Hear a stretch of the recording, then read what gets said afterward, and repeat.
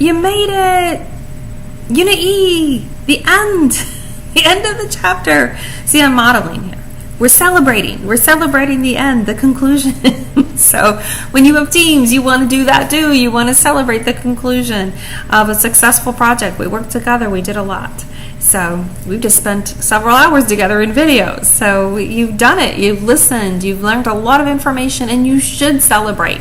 You should pat yourself on the back. I've learned some great information. I'm invested in becoming a better person, a better leader, a better team player, and I'm going to use this stuff to help me to be a better person. So let's talk about Unit E.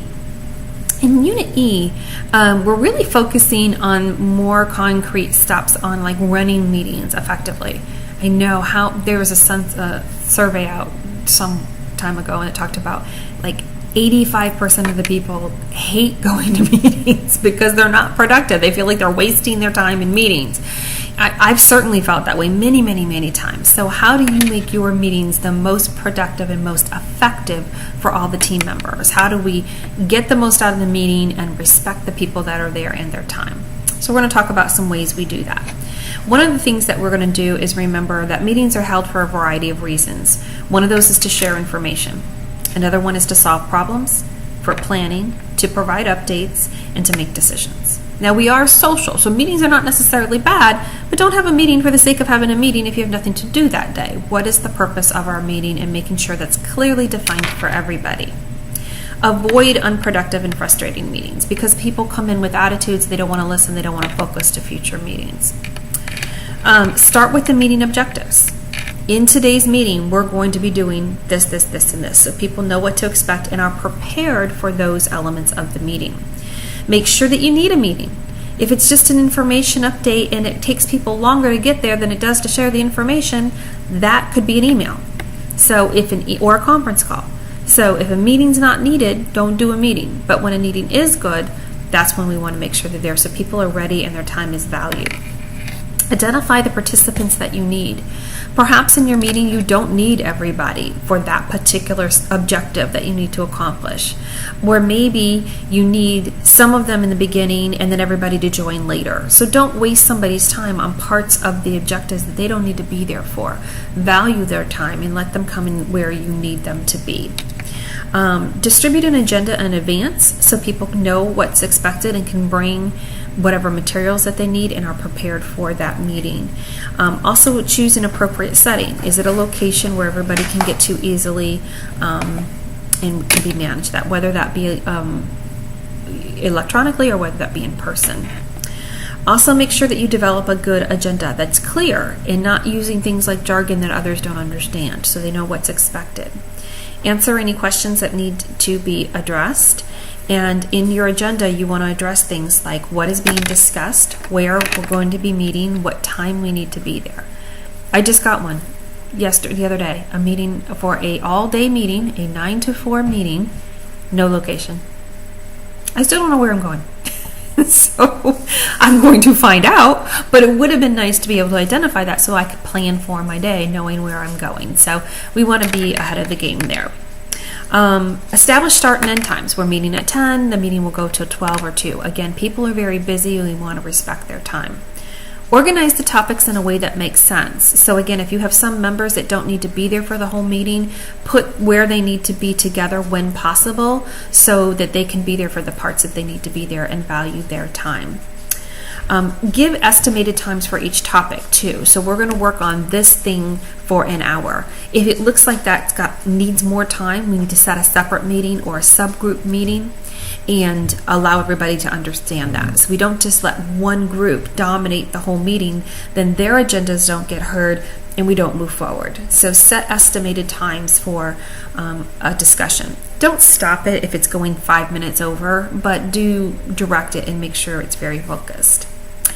Circulate the agenda early so everybody has it prior to the meeting. When you schedule a meeting, try to avoid scheduling times that are generally what we call dead zones, times when people typically don't like to meet or don't meet well or aren't performing their best. Monday mornings, people typically don't like meetings, and Friday afternoons. So unless your team likes those times, try to avoid them. Also, Consider scheduling software when appropriate or when you can. Your Office 365 has scheduling software. There's things like Doodle Poll, things that you can use to find out when are the best times for most people to join your meeting. You won't please everybody all the time, but you can be respectful of their schedules to the best of your ability.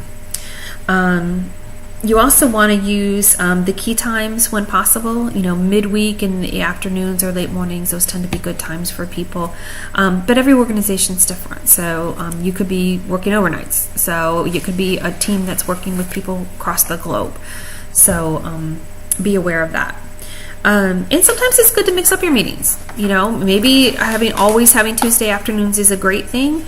Maybe having a lunch meeting every once in a while is a good thing. So be open to that. How do you conduct your meeting effectively? How do I run a good meeting? Organize your physical environment. I want to make sure I have enough chairs, that the room temperature is comfortable, that the lighting is comfortable, that we can face each other, we can all hear each other. Do I need a bigger room? Then have the room that's appropriate for that. Make sure that we can all talk, see, and communicate with each other. Start your meeting on time. Follow the agenda. Don't get pulled away from your agenda. Use a variety of presentation methods. Don't just lecture to people. Lectures, PowerPoints, handouts. Keep people interested. Let them move around. Help them to be engaged. Open discussions. Postpone meeting items that get too lengthy. You just heard me talk about that. We got on a subject and there was a lot of complications and it turned a different way, and it's going to take me a lot longer to address that. Unless it's absolutely urgent, you want to stay on your agenda so people feel that their time is valuable. So postpone that either to discuss at the next meeting or set a subgroup meeting to resolve that. Or that could be resolved offline. Say we're going to work on that on email and we're going to get together and share it in the next meeting. But don't let one group or one problem hijack your meeting. Meetings should have a record as well. So you should be keeping minutes, whether that's you keeping your minutes or some kind of a process with meeting minutes, or you have somebody that's designated to it.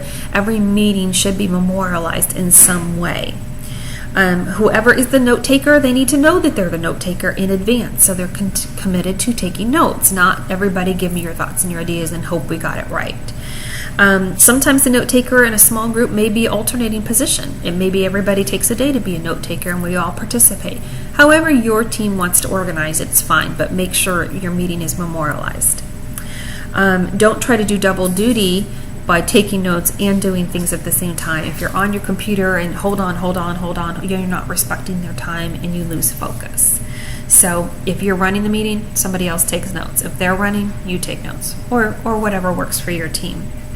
Make sure that your minutes are also not written with jargon, so that they're written in a way that somebody else reading them can understand them. So if they're not on the team, they still understand what's happening. It also allows you to go back to them later and understand what happened at the time. So avoid the use of jargon or unclear statements. Always make sure to capture the key discussions and the key items. There may be some other add-ons. You're not going to get it word for word, but make sure that you're capturing the key discussions and the key items. Once your minutes are completed, you want to distribute them to all team members, preferably within 24 hours, so that they can review them and they agree to what happened with those meeting minutes. Those should be checked for accuracy before you send them out, and if you need to make adjustments, be open to doing that if we make a mistake. Finally, when you conclude a meeting, you want to set the action plan for the people. So our next steps are, as we conclude here, you're going to do A, B, and C, I'm going to do A, B, and C, we're going to meet again on this date at this time. So what does that conclusion look like? And everybody leaves with tasks that they understand. You want to identify very specific actions as to what they're to do in what time frame and when they're responsible for getting it done, and make sure that the assigned parties understand that that's their role and their responsibility. Setting deadlines is really important, and also set up a method for follow-up. How are we going to check in and know that you're doing what you need to do? Or that you haven't, it's not check up like you're in trouble, but more so that you're having the success that you need and you haven't encountered any troubles with that project. And those can be quick check-ins, they can be emails, they can be phone calls, whatever works for you. common meeting problems that would happen would be an imbalance of participation. Only a few people talk and other people are in the background becoming proverbial wallflowers and not contributing. So you want to make sure that you're keeping everybody engaged and everybody an active part of the process. Involve those that are quiet, engage them by name or process or assignment, but make sure that they are part of the team. If you have disputes, you have conflicts, make sure they're handled and that they're addressed so that they don't continue to fester.